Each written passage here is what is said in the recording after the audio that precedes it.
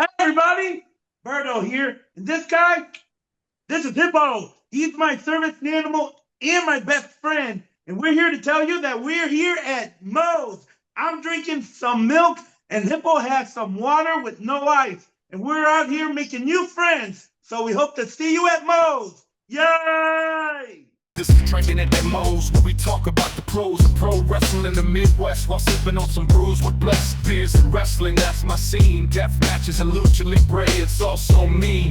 I'm a straight up smart goofball, not no kiss ass. I stand tall when it comes to wrestling. I'm the king. I know every move, every fling. Get ready for a wild time with Drinkin at Njpw, where we don't quit. Drinkin at Njpw, that's where it's at, like a power bomb. We hit hard, never flat. Fucking right, we're living the dream. Talking about wrestling, always a scream.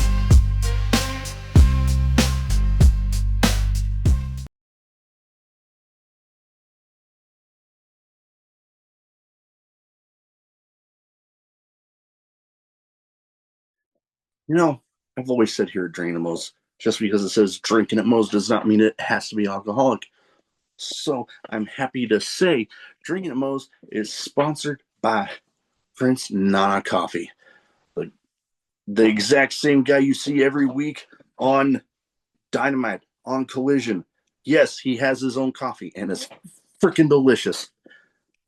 They don't even roast those beans until you've placed your order. And you might be telling me, hey, Big Mo, I'm more of a tea guy. They got you covered there too. Use the referral link in the description of this video. And let's get you dancing like Prince Nana with Prince Nana Coffee. All right, everybody. Welcome, Drinkin' at Moe's. Big Mo here.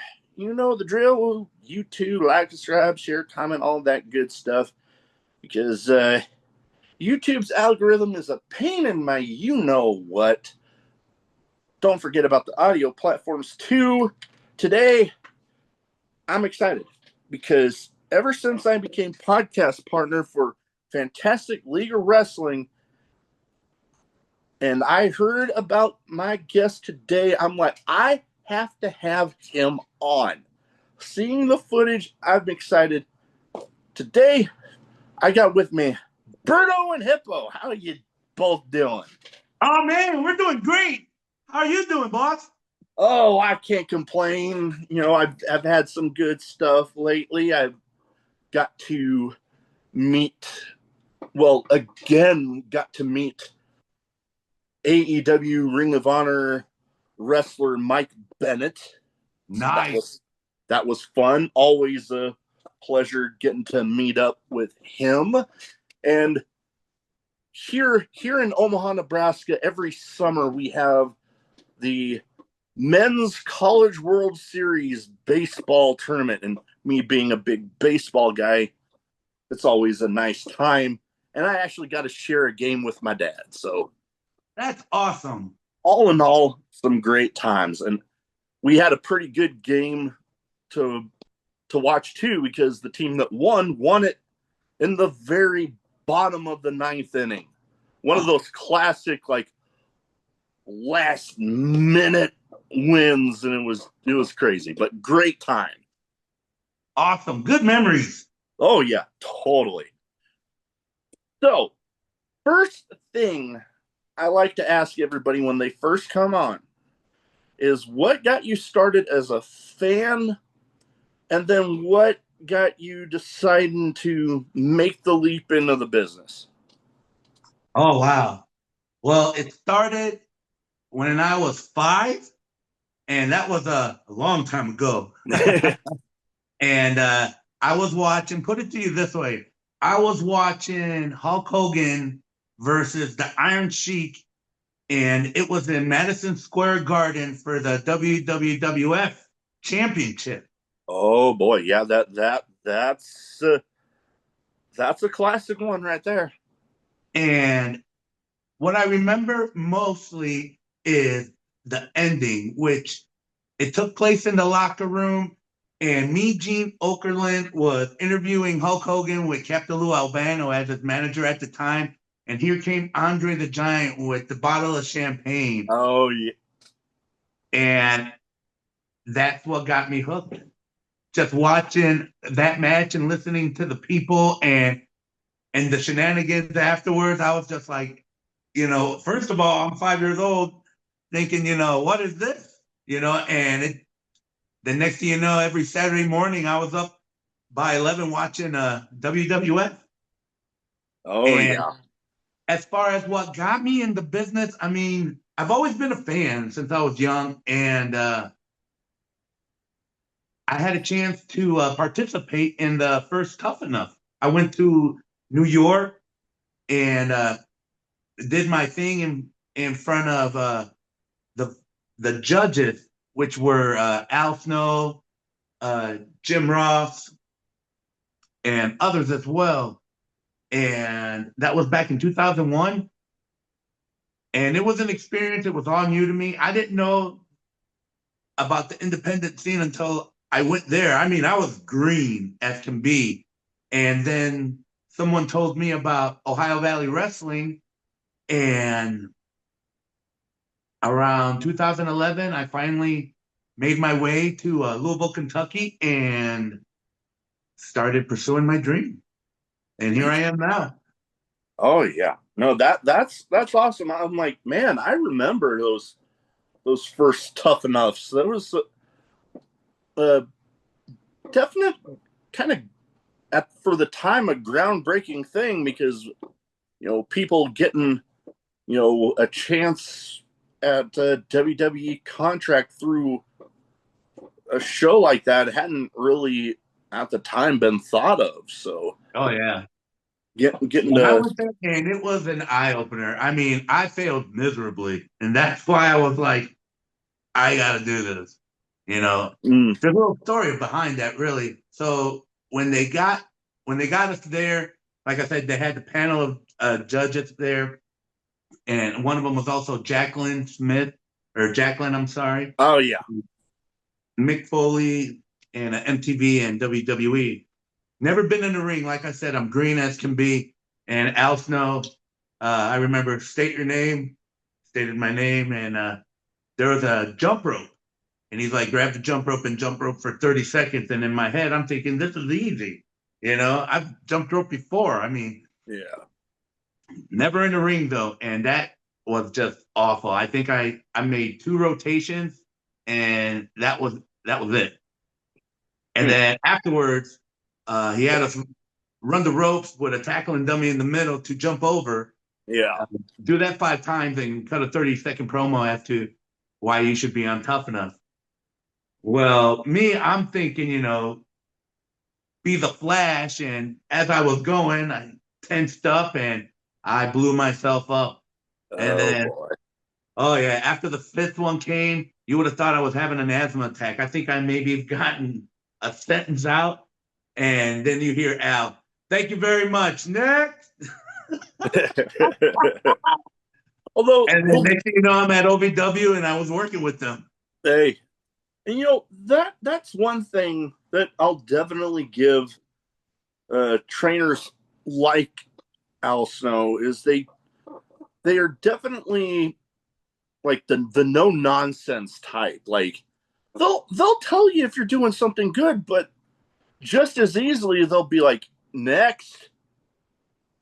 And you know what? Oh, yeah. A lot of people, when they start out, I think they need a voice like that, because you know what? If you're gonna figure out stuff that you need to improve, you need people that will, good or bad, tell you just the way they see it, and whatever it is you need to improve on, they'll be there, but they'll also tell you, hey, you know what, you did all right there, that sort of thing. Yes.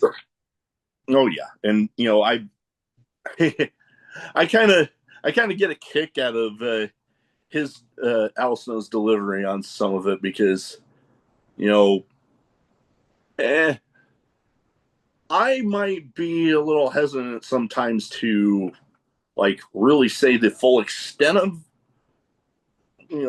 critiques that I might have, but then him, no, he'll just be right out and say it. And you know what? Like I said, that's what a lot of people nowadays need, that, because you don't want what for trying to figure out a good term for it. Air quotes, yes man. You don't want one of those types. You want No. the just straight laced, no BS about it sort of thing. Oh yeah, tough love. No, yeah, most definitely. Now we do got to ask because hey, he's right there with you, Hippo. Let's talk about how Hippo first came in the picture because I've talked with a handful. The Fantastic League of Wrestling series is excuse me, it's growing, and you know what? One thing I hear about quite often is they love you in Hippo, the locker room. They love you both, but man, having to follow you two after some of the great, amazing reactions you guys get, it's almost some people is like, oh man, I got to somehow top that reaction. Thank you. That's awesome. No, Hippo. Oh wow, man. Well, I was really like I said, I'm on my way out around 2018, 2019. I was more or less helping in the back with production. And then I felt like I still had a little gas in my tank, and I got Al's blessings, and I went out into the independent scene. And then I got a phone call from a fellow OVW brother of mine, Man Beef. He was with a tag team back then with the Mobile Homers. Okay. With his partner Adam Revolver, who stayed at OVW, but Man Beef had an idea of doing a tag match for a promotion in Cincinnati, and we were going to go up against now the famous Outrunners, Turbo and Randall Floyd. Oh yeah. And he was looking for a partner. So I'm like, okay, well, what do you got? What do you got in mind? And they wanted to still do the Mobile Homers skit, and he's like, how about you're my cousin, but you're not all there. You're just more muscle, but a big kid. And I'm like, okay. And I'm thinking Mobile Homers, okay, so I'll throw on some overalls and act like a kid. And then they're like, you need to carry something. And at the time, I was a big fan of NCIS and still am. And I remember Abby with the hippo. Oh yeah. And I was like, hippos are awesome, and it was different because, you got a dog, a cat, and then I was like, I want something different, and so I picked hippo. And we went and we had the match. It was a blast. And afterwards, it was just almost like the light turned on. And I was like, I may have stumbled across on something here because when I first started wrestling, I was the Mexicutioner, and he was the complete opposite of Berto and Hippo. I would venture to say that definitely sounds like it would be complete polar opposites.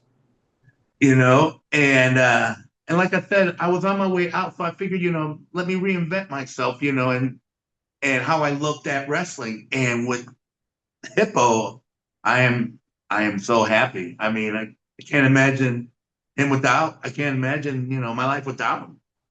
I mean, it's so much more than just a gimmick to me, because Yeah.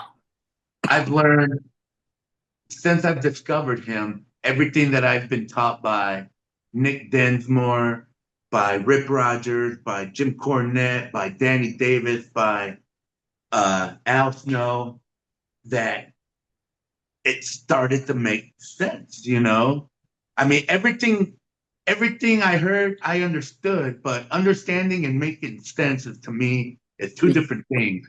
Oh yeah.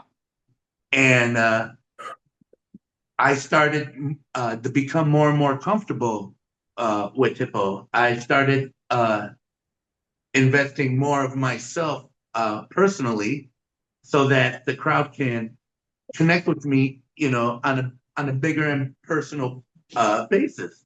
Yeah. You know, like for example, you know, I'm Berto and this is Hippo. A lot of people don't know our story, but he's my service animal, and he gives me the courage and the incentive to be the wrestler I can be. I like And it. over here, Ah. I have my service dog, and I have him for anxiety and depression. Mm. So it's kind of like one and the same. Very, very similar. Yeah. I know, my wife and I, we've had a few dogs. Only one of them is still with us now, but the one we have right now is Bentley, our English bulldog, and he serves very much the same purpose for me. Like, literally, he is just the grit. He fits me so well because he is just happy as anything. Just feed him, give him water, let him outside to do his business, and he's happy as heck just napping on the couch all day. And then we bring, my son around him, and if he's crying, fussing around, man, first one to just go check right over, just sniff around, be like, "Hey, you all right?" All right. Love him to bits. Oh yeah. Like, And wrestling, I've always, known it to be fun, yeah, and now with me, I want to focus more on the people, not so much on us, but on them. So I figure, becoming comfortable, being uncomfortable, and just being a big kid. And at first it was a little shaky, yeah. 'cause I would go out in character, out to the zoos. Like I went to the Cincinnati Zoo and saw the famous hippos, Fiona and them. I've been to Okay, the uh, large children's museum in Indianapolis, Indiana, where as soon as you walk in, there's a big bumblebee, life-size bumblebee there. And we got matching outfits. I got a baby carrier with his name on it. And I would get the stares, and next thing you know, people are turning with their phones. But there would be some that would ask me, what this was. And like I mentioned earlier, I told them, how he was my yeah, service animal and gave me the courage. And I would ask them if they thought I was coming close or possibly crossing a line, because that was my biggest fear, you know. yeah, And each one that I've encountered have told me that this is, genuine. It's very wholesome and just downright innocent. It's something that that we need. And oh I yeah, started to believe that, and we did, and we do. 'Cause we feel like we just want to be that small little drop in this pond of life, and expand and touch as many people as we can in this, oh yeah. in No, this world. I definitely, I definitely like the whole mentality of it because especially with Fantastic League of Wrestling being a family friendly product that it is, Yeah. you have the little kids coming out. It might be their first show, and you see somebody much like yourself, and you have little kids. Sometimes they might have that anxiety, especially coming up and trying to talk with one of the wrestlers. You talk about Hippo giving you the courage to be the best that you can be, and then it shows that mentality of oh, that little kids getting impressed with something like that, and very good message, I Yeah, guess, to make a long story short. exactly. And that's what we try to do. Our message is don't fit in if you're meant to stick out, and that anything and everything is possible as long as you believe. Definitely, very great message right there. And let's go, man. My allergies were kicking my butt the other week, and I'm just now getting over a little cough that wants to stick around. So if I'm So, any of that always comes up, off. I'm sorry. But No, Fantastic League of Wrestling, we're all in on this second season, and a lot of great crowds. Like I've been seeing, I've watched the shows that have been released, and I've seen a lot of the clip footage, the highlight reels. I'm seeing, dang, every show, just some great crowds. And you have had a handful of matches, a little bit of a feud with some royalty with the King Mitchell Taylor. And like that first show, I was noticing, man, he really didn't like Hippo, and I don't know how you can not like Hippo. Exactly. I mean, look at him. He's adorable. Absolutely adorable. Yeah, and I was noticing, I'm like, well, dang, he has something against Hippo, but man, you showed them what he had coming to him if you mess with Hippo, and I've noticed, like I said, a lot of the crowds. It's like just amazing, especially with places like they just had at the water park, the theme park and water park, and it was. I remember, I believe it was a story from the first season, the first time Fantastic League of Wrestling went there, and the story of asking the crowd, who was that their first wrestling show, and the amount of people that raised their hands. And like that right there, wrestling is all about moments and impressions, and leaving a crowd that's their first show just leaves that impression that, like, man, when they come back here, I gotta go and I gotta bring more people. Yes. So what's it been like for you being in the midst of everything with, everything that Fantastic League of Wrestling has? I know they had a show that was, I mean, correct me if I'm wrong here, but I believe it was kind of an exclusive show for a good cause for Special Olympics, a bunch of Special Olympics people getting to enjoy a wrestling show. And that's another thing that I'm glad to even have a small part in everything, with a promotion that's doing just some great solid work for some great causes. Yes. Yes. The Fantastic League of Wrestling is by far one of the best promotions that I've been honored to work with. John Bullard and the guys have welcomed us with open arms, and we have given them everything we can and then some, just to let them know, because they are all about the fans, and Oh yeah. and it should be. And in the locker room and the fans, it's the energy that they both just accumulate, and Yeah. it it just feels good. Even like I said, even in the locker room, I mean, great group of guys, great group of girls, and we're all there knowing that we're all after the same thing, but Mm-hmm. you don't get that, you know, stab in the back or watch your six, feeling, we're there to lift each other. And not just that, we're there to lift each other for them, the people out there. Mm-hmm.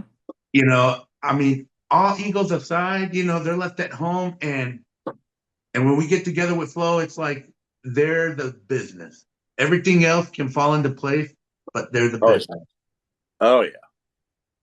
Definitely And some. uh, Oh, and like I go said, ahead. I've just been very, very fortunate and uh, very lucky to be part of Flow, and to be continued to be asked back is just awesome. And I'm always down. I'm always going with the flow. Oh, yeah. I'm right there with you. I've been so proud to be even a small part of everything. It's been nothing but great to work with everybody.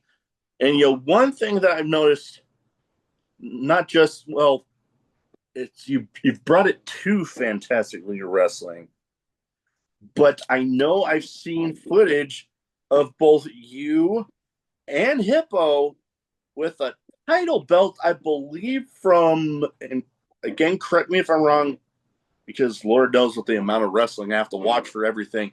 But I believe it was from Mexico. You've been down there recently. Yes, yes, I have been down there. That was my 8th trip, with my 9th trip coming up in September. It's for an organization called Strong Style Championship Wrestling, SCW, in Morelia, Mexico, and it's ran by Rene Rox El Cabron. And these guys, again, it's like the Spanish version of Flow. I know that sounds cheesy, but it's not. I mean, I told John that, others that literally these two promotions, I mean, they had that family feeling. And what makes them stick out even more is that they're one of the very few dojos in Mexico that also teach Western style wrestling, because Oh, they want to be like a variety, not yeah, a just to limit variety show. to Yeah. one style. And that's why we get people from all over. I met people from the islands, from New Zealand, from Europe, Australia, and we have tournaments. And this company is going into their 3rd year. Nice. And like I said, I'm just blessed to be even just a part of them as well, and continue to be asked back. And it was crazy too. I just stumbled upon that because I go with my younger brother and best friend, who I would do anything for, Corey Calhoun. And he was originally going down there anyways with another individual. And the paperwork didn't get filed in time. So I was then asked to fill in and to send in my resume. And they liked what they saw. And I went out there, and I'm not going to lie, it was nerve wracking, because here I am in a world of lucha, and you got a 6-foot Mexican with a stuffed hippo. Something a little So, different. Yeah. yeah, and I'll never forget, Renee gave me a hug, and he looked at me and he goes, "This can go either really good or this can go really bad. But either way, you just go out there and have fun." Oh yeah. And I did just that. Like I said, in an uncomfortable situation, I forced myself to become comfortable and not change anything, and just still be Berto and Hippo and not be intimidated. And I went out there, and like I said, I'm on my 9th trip. I've won 2 championships there, and like I said, it's magic. It's a great feeling. It really is. And Oh I yeah. tell people, it's about the magic. It's about the moments. Oh, for sure. You can't put a price, or you can't put a pay on that. It's priceless.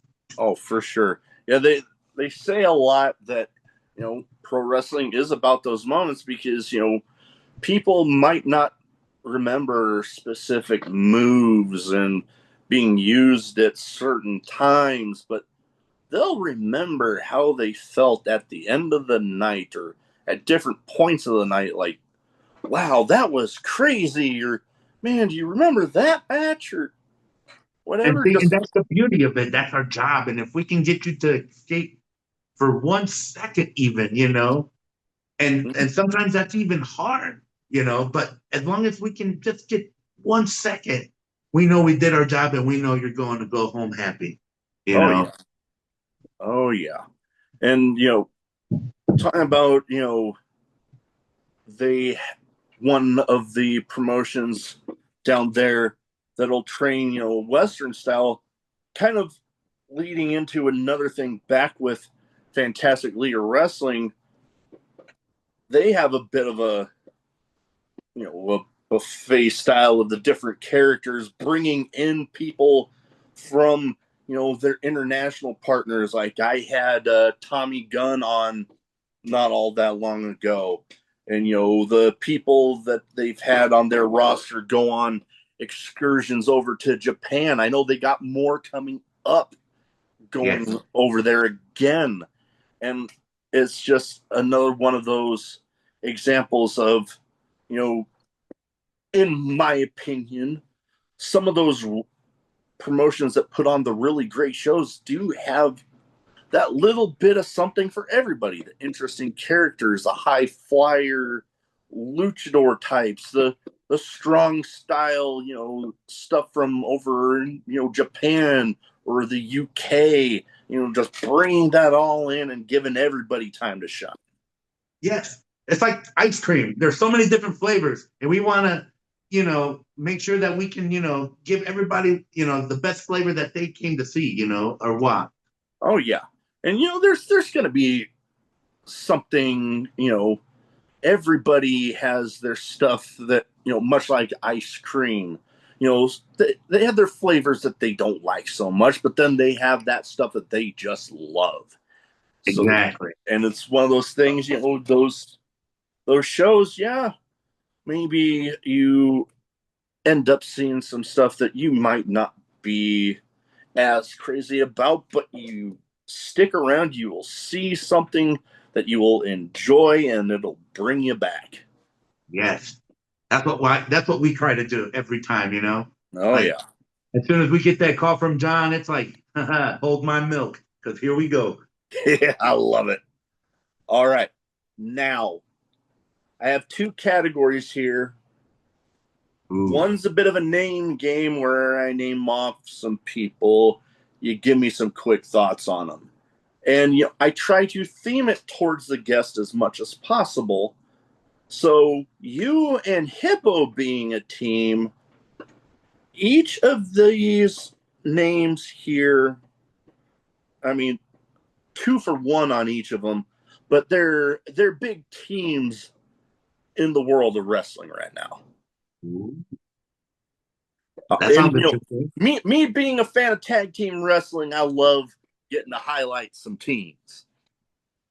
All right, so first one, these guys got a definite change of attitude from the way they have been the past few years. Well, a couple of these teams on here definitely do, but the first one, hey, they do great, and I gravitate towards, some of those hard-hitting, intense personas. These guys definitely have it. FTR. Oh, man! I love those guys. Those guys are just great storytellers and hard-hitting and just, Memphis style all the way. FTR, they rock. Oh yeah. No, they definitely have that old school mentality that I just love. I love it. Yeah. Now, these guys, it's in their theme music. They hurt people. The Hurt Syndicate. I'll tell you what, those guys, if I'm going to take them out, it's going to be the dinner, and it's going to be a buffet. How about that? Because I don't want to hurt any more than I have to. And I'm sure Hippo doesn't want to either. He'll even share his lettuce with Bobby, Oh, yeah. No, I definitely, if I'm taking those guys out, definitely to dinner and not wanting to be on their bad side, that's for dang sure. I've got to meet Shelton one time.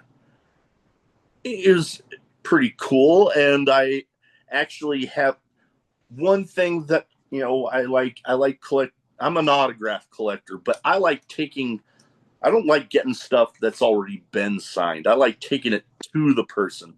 I actually have a WrestleMania DVD cover. One of the signatures I have on there is from him, because it was one of the Money in the Bank ladder matches at Mania before they gave it its own event. Okay. So that was fun. And yeah, those guys, definitely an intimidating force in tag team wrestling for sure. Yes, I remember watching the Monday Night Raw with the kick from the other side from Shawn Michaels. Oh, that super kick where you leave. Oh, that was something. I remember watching that live and my Yeah. jaw just going to the floor. Oh yeah, I was right there. I gasped, just like with the crowd. I mean, he's done phenomenal, like with the walk ups with the ladder and Oh over the yeah. head suplexes and all that. But that one just always stuck out to me. Oh, for sure. For sure. Now, the next team on here, Ooh. they've they had a little bit of time off, but now they're back. And my show has a little bit of a connection to the guy that inspired this team. But we're talking about the Wyatt Six. I tell you what, even just hearing their music, I get goosebumps. Oh, You know? totally. Oh Totally. yeah. Oh yeah, that is a faction that I would make sure that my doors are locked and I'd have a light under my bed. Oh yeah. No, definitely a spooky group. Oh yeah, and like I said, you got the Hurt business, which their business is Hurt, and that's all great. But then you got the Wyatt Six, and it's like hurt and pain.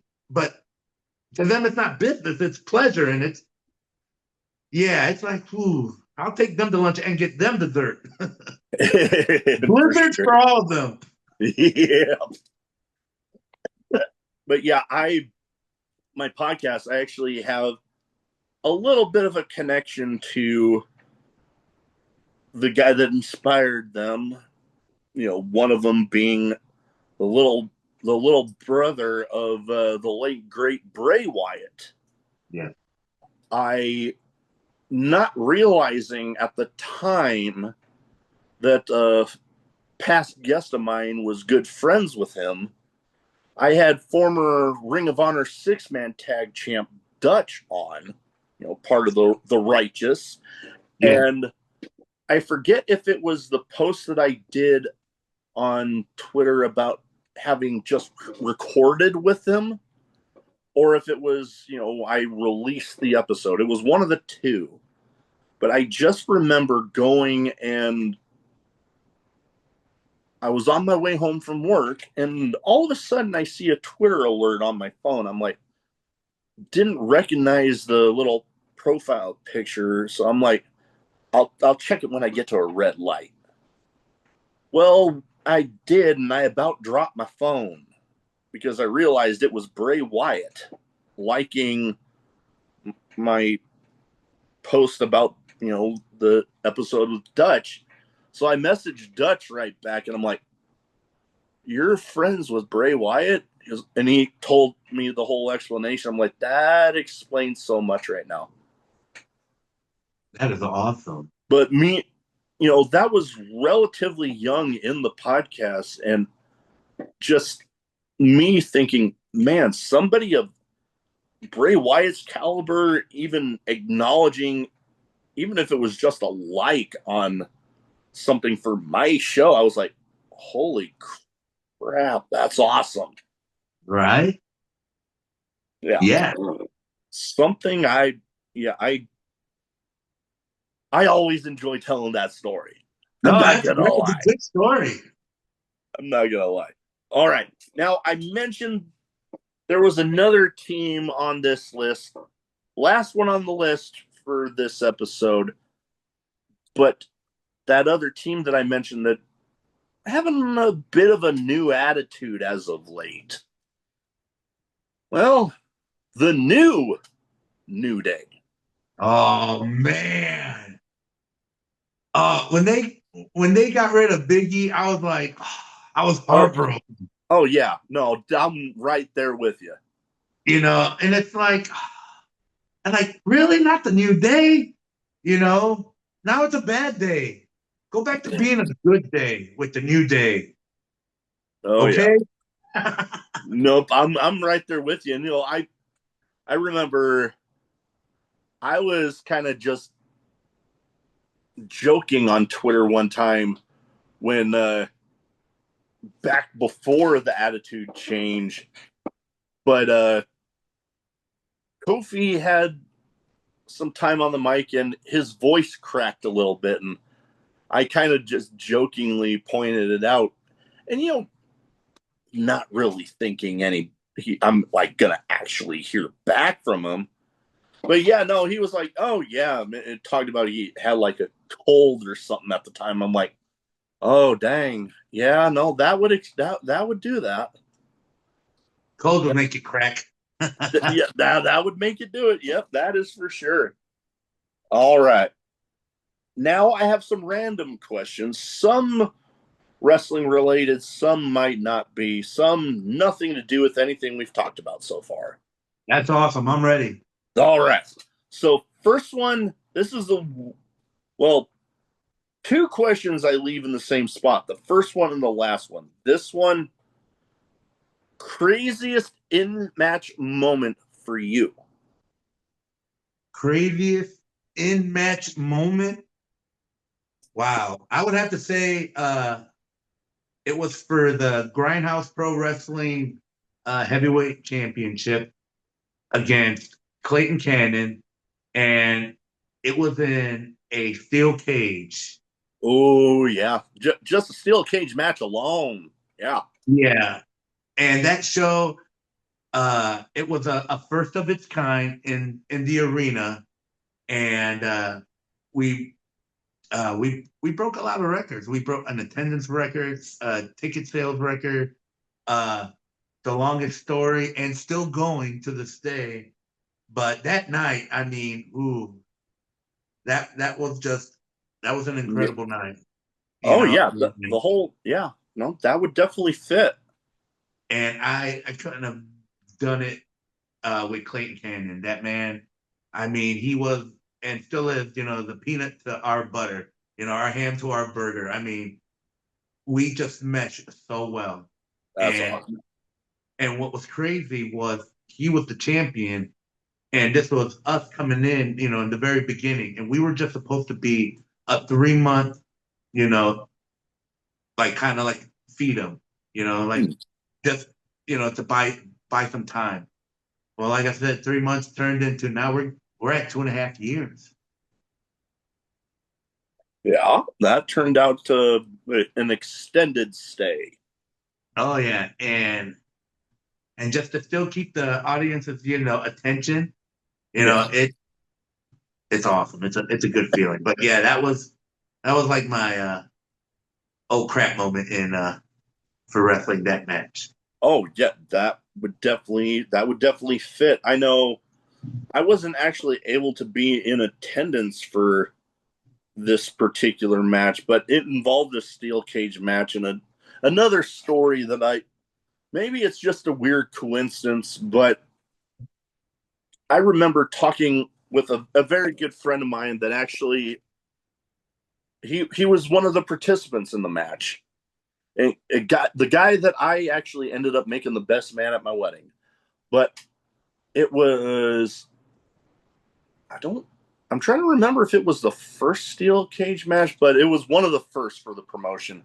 And I always thought, I had this idea and I brought it up to that friend, and it might have been the whole story to begin with. I don't know. But I said to him about, how oftentimes steel cage matches, one of the ways to win is to escape the cage. And, sometimes somebody will come along and slam the door on somebody's head and they'll fall back, and then the other guy gets out and wins. But what if instead of, falling back, the person that got their head slammed in the door fell forward out of the cage? Boom, you win the match. And then, hey, you got a reason to continue the feud after that. Well, my girlfriend at the time was scrolling through Facebook, and a video came up of his, and it happened to be the ending of that match. And wouldn't you know, that's exactly what they did. Well, looky there. And I'm like, I think she might have thought I was crazy at the time, because I looked over and I, watching along with her, and I just went, I told him to do that. And That's awesome. she's like, holy, what are you talking about? I'm like, I told him to do that. Oh, good memories. And I've been able to witness a few. Well, funny enough, I've actually witnessed more no rope barbed wire matches than I have actual cage matches. Oh wow. Those are nuts. But yeah, cage matches are something else. Always lead to some sort of craziness. Yeah. Now, okay, a couple of these are going to be for Hippo. What's something Hippo likes to do in his spare time? You want me to tell him? He's right. He watches reruns of the Golden Girls. Hey, nothing wrong with that. He loves Blanche. Nothing wrong with that. I know of a few people that love them some Golden Girls. Oh yeah. He kicks back, grabs a bowl of romaine lettuce, and busts out the Golden Girls. Nice. All right, now one more for Hippo here. One more. I can imagine you're his favorite wrestler, but who is his favorite wrestler other than you? You know, it's funny. We just talked about this, and we even reached out to this person, not knowing what the future held for him before any of the blessings that had fallen upon him had come. But Mr. Iguana. Oh yeah, I was gonna say Mr. Iguana.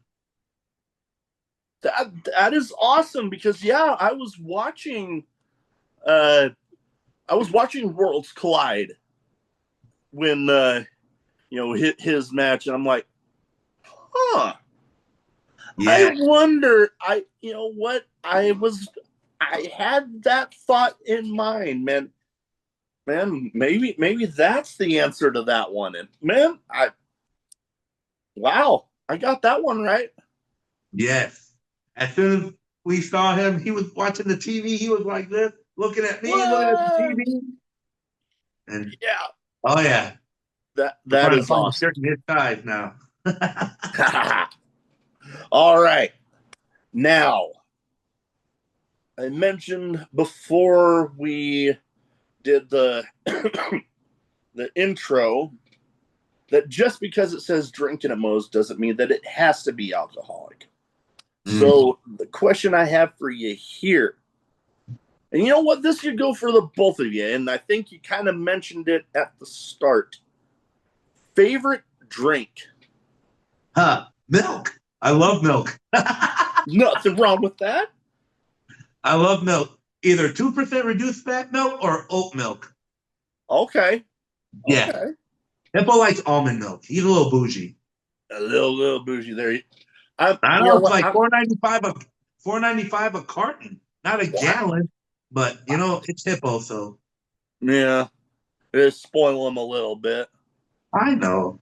I mean, he's adorable. I let him get away with so much, but just a little, just a little bit, yeah. No, I'm kind of partial when it comes to milk. I don't mind me some chocolate milk every now and then. Now, hot beverage, hot chocolate. Oh, hot chocolate, yeah. I'm a hot. People do their coffees and do all these frappo, cappuccinos, and all them other wacky names. Just give me a hot chocolate with whipped cream and some chocolate drizzle. That's all. Yeah, that's some good stuff, especially during some of these crazy Midwest winters we have, man. Get you in the middle of winter and just a nice hot chocolate. Yeah, man, good for the soul. They didn't like just cold drink, milk, hot drink, hot chocolate. I I can agree with you there, definitely. All right, now last but not least, best advice you have for anybody wanting to get into wrestling. The best advice that I can give somebody that wants to get into wrestling would be to start feeling comfortable being uncomfortable.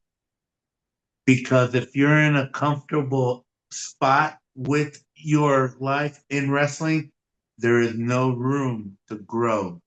Mm. Oh, most definitely. Very great advice because, yeah, I can imagine, especially that first little bit, when you might be having a bit of a feeling out process on what's your persona going to be in the ring and trying to feel everything Right. out and what's going to stick, what isn't, and Mhm. something might initially feel a little crazy, a little like out of your comfort zone. But you know what? You never know. Maybe that's the thing that's really going to resonate with the crowd. And then if you don't try it, you'll never know. Exactly. I mean, because like how I tell a lot of the kids, you know, there's only one Seth Rollins, but you see a lot of versions, you Yeah. know, Mm-hmm. and you see, the like Mr. Iguana, but you see a lot of versions, but Mm-hmm. it works for them and how they deliver it, Mm-hmm. do what works for you. I know people want to, do a character that is the complete opposite of them, but no, make it relate to you a little bit Oh because yeah.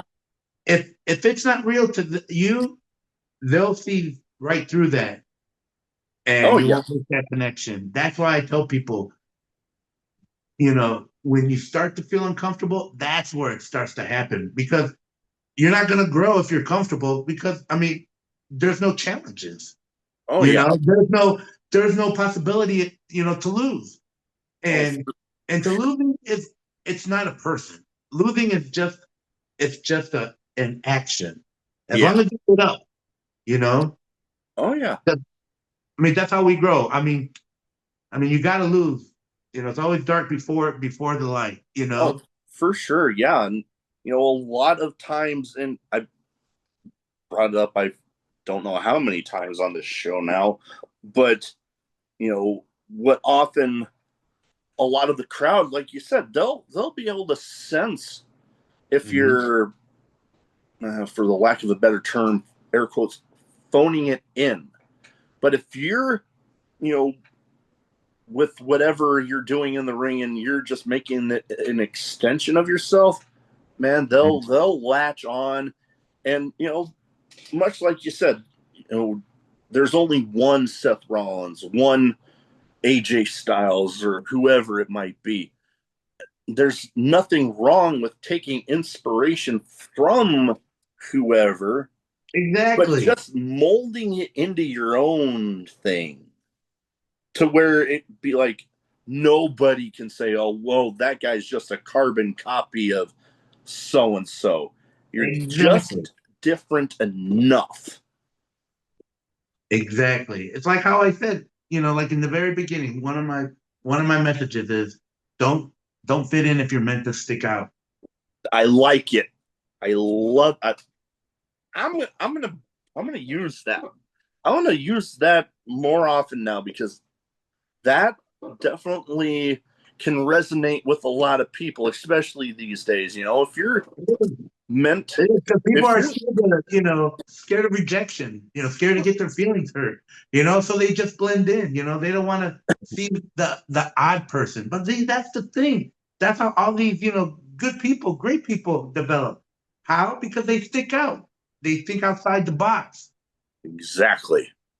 All right. Now, before we go, where can people find you and Hippo social media wise? So if they don't already have their eyes on you, which they should, they can go ahead and get them there. Well, on Twitter, we're Mexicutioner Rob. At Instagram, we're Berto and Hippo. And on Facebook, we're also Berto and Hippo. We All also right. have a YouTube page, Berto and Hippo. Yeah, well, we're going to get all of that in the description. And then, sure. like I said, I'm always posting where I'll be next. And if you like what you see or like what you hear, tag your favorite promoter or promotion and let them know that, hey, I got a guy in a hippo that you might want to look at. Oh, yeah. And you know what? Before we go, I remember when you brought up the story about the zoo. Yes. Man, that makes me think, man, we have a consistently one of the best rated zoos in the country here in Omaha. Nuh-uh. We need to Really? get Berto and Hippo over here to Omaha. I would love to go there and possibly get a chance to feed the hippos. I love going to the zoos. I mean, it's Oh, just yeah. awesome. Oh, yeah. My wife and I, we particularly enjoy the sea lion area they have. They have this whole big lagoon thing set up, and they even have this underwater viewing area where there's this big glass wall where the sea lions and the seals will just be swimming around. Yes. Oh man, my wife and I could sit down there for hours and just be at that spot. One of our favorite spots. Well, maybe we can make this happen one day. I'm gonna do what I can to make that happen. But Yeah. anyways, before I get on too big of a tangent about the zoo, because I've actually been recognized at the zoo before. That was wild. That is about all I have. I want to thank you. I want to thank Hippo for taking the time to talk to me tonight. Absolute pleasure to finally get this one done. I look forward to everything you got going on. Fantastic League of Wrestling and beyond. Definitely got a big fan in me. Thank you so much, man. Thank you so much. It means a lot to us. It really does. Definitely. And you're welcome back anytime at all. Well, you have my information. Send me a note, send me an email, and I'm right here. All right. Now my issue with this button